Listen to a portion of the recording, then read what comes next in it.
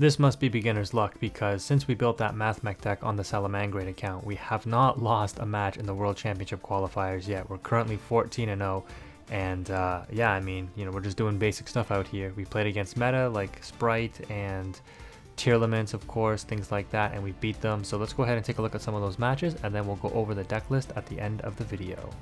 Alright, so in this first matchup, we're actually going up against TEARLAMENTS, but thankfully we were able to win the coin toss. So starting off, our opening hand is actually not bad. The double Ash is really good because of Max C, and sure enough, the opponent reveals it. Likely doing it at this stage to prevent us from searching for a combo piece, trying to prevent us from setting anything up, because they know Cyberse probably is a combo deck, but it doesn't matter because we have the Ash Blossom. Instead of doing it in response to something where they get one free draw and then we might just stop summoning, or end up just committing, into a board, the opponent opts to Maxi early. So off the Signet Mining, we of course grab Circular, card that was limited in the TCG on May the 27th. Well, it was announced on May the 27th, but the ban list is taking effect in the TCG on June the 5th, I believe. Regardless, we end up dumping a Diameter because we already had the Sigma in graveyard, and bring out the Albert. And the nice thing about Sigma is if you have it in your hand and you have a Signet Mining like you saw us have here, it's a free discard because its effect is activatable in hand or graveyard. So it's not really it turns Signet Mining into like not a neg1, which is nice. Anyways, continuing to extend here, we are going for this standard Cyberse Wicked play. I like this setup. I know that there's probably other things you can do, but I find that this works for me. Until I have the time to really look into more Mathmech combos, this is what I'm going to usually go for. So because I don't have extension into the transcode, I'm not going to be setting up the transcode play. I'm just going to end on Heat Soul and a bunch of hand traps. Well, Imperm is no longer a hand trap, but you know, we got double Imperm set and Ash Blossom. So on the summon of Rhino, this is the normal summon for the player. We're going to go ahead and use the infinite impermanence in this column here. And we're going to save the Ash Blossom in case the opponent has like special summon ISHIZU card or Sharon and pitch an Yugioh or Kelbeck. We would Ash the Yugioh Kelbeck, right? So the opponent actually ends on one sack card, which we would likely anticipate is a Celiac. They have three more cards in hand, hopefully no Havness. Upon the normal summon of Diameter, the opponent then decides to chain Maxi to get the free draw, but we have the second Ash Blossom. So that's very useful. And you know, now you might be thinking, well, this is why Mathmech sucks, because what are you gonna do, super factorial and send Rhino to give them free, bring back dumps, fusion, dump from deck, etc. This is a Solik. If you send it, they're gonna search for a free Tearlament card. And you're right, we wouldn't actually want to do that right now. And sure enough, the opponent is going to opt to negate the Diameter with the Celiac. Now at this point, because I have two Maxis in my hand, I normally wouldn't do this, but I'm just like, let me preemptively Maxi, because when you send this Rhino, I want you to understand that if you summon it back, pitch a card, send a card, I'm going to be drawing a lot. So I'm not going to wait for you to just end up bringing it back and then trying to commit into something. I'm just going to do it here to either make you not do it or make you realize that if you commit, you're going to be giving me a lot of draws. So again, you might say like that's flawed player logic or psychology. You know, you can take it however you want. That's how I actually drew all three Maxi, which is kind of crazy, but that's how I look at it. So the opponent ends up not using Rhino. Either they didn't have it, a Tearlaments card to discard, or they just choose not to do it. I don't remember if their field lit up giving them the option to do it. I think it did, so they just opted not to. Right now though, the super factorial, we're going to resolve it, and I think we'll still opt to send a card from hand to grave, but we won't be sending a monster obviously, and we won't be sending the Celiac. So we'll just be getting a big body on board, or we could even go for the Alum version, I believe. Or does it say 3? Up to 3. So we can do 2, summon Albert, and just do extension off Albert and go for an OTK anyways, because the opponent's board is clear. They have 2 cards in hand, and clearly no Havness because they didn't chain to Diameter. So with hand traps, you see that we were able to beat Tearlaments, and that's one of the reasons why decks like Mathmech and Sprite and stuff can actually be good in this format. Not the best, obviously, it's not top tier, and the numbers show that, but they can still compete because of the hand traps shutting the opponent down. Tearlament, you know, usually will get stopped with 2 hand traps. So if we're going to go ahead and take a look at the deck list, this seems to work pretty well for me.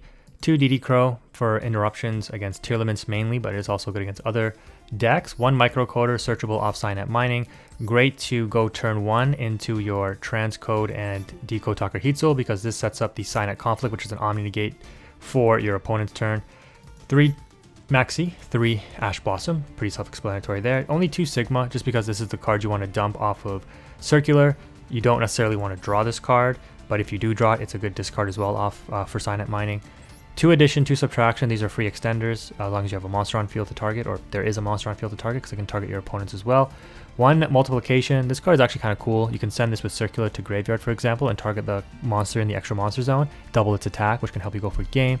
3 diameter, the normal summon of choice, obviously, because when it's normal summon, you just get a free Mathmech card basically back from your graveyard, level 4. 3 circular, the best card in the deck, the ultimate extender, made the deck much more viable when it came out.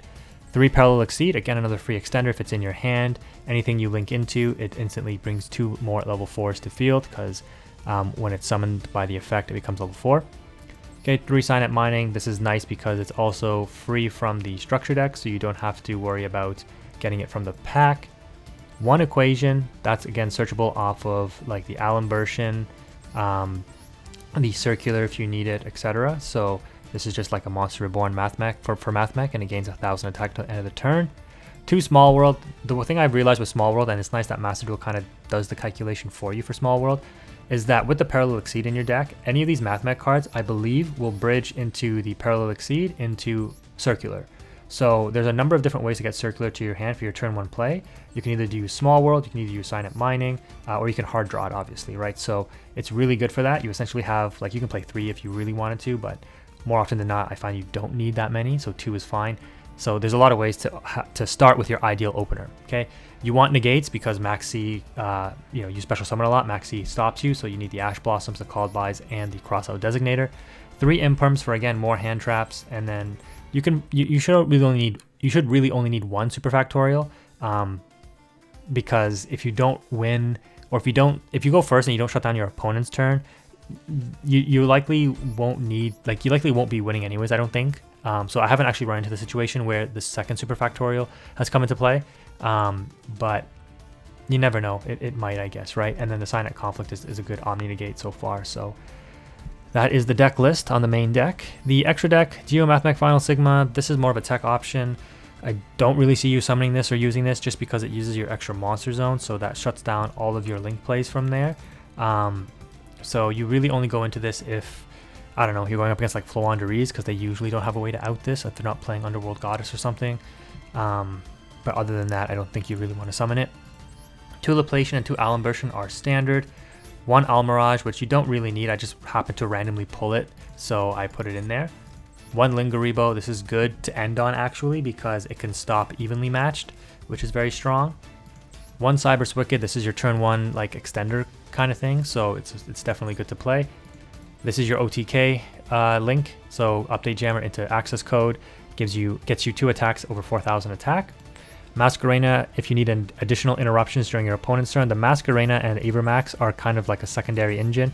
It is 60 ultra rare points for both of them, so you can technically cut this, but just having a backup like boss monster helps, so that's why I play it. You can also opt to play Underworld Goddess since you're using IP during your opponent's turn, and you usually have a lot of materials on board. You can likely IP into Underworld Goddess, and you won't be Cyber's Lock during your opponent's turn, I don't believe. So that's also a potential option. 1 Splash Mage as an extender, same with Transcode, and then Heat Soul is your draw power. Usually you end turn 1 with this, pretty good. Mech Knight, like I said, is your secondary boss monster, and Access Code as your main line of OTK. The deck has a number of different win conditions. I mean, just having big bodies on board, you don't need to always go for Access Code, but you do have a number of different options to kind of just stack up high damage and go for game.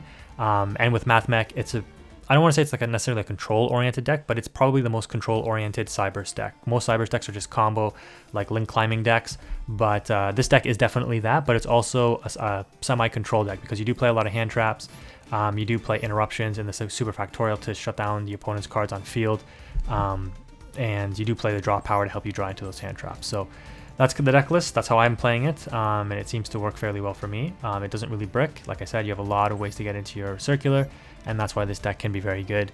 But we'll see how it progresses throughout the cup. If you're interested in more Mathmech, make sure you subscribe. And if you made it this far in the video, thank you for watching, guys. I'm going to sign off. Quantum is out.